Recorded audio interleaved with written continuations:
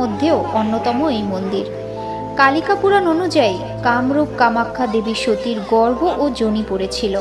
শোনা যায় মন্দিরে 4টি গর্ভগৃহ রয়েছে, আর তার মধ্যে গর্ভগৃহায় আজও রয়েছে দেবী সতীর গর্ভ।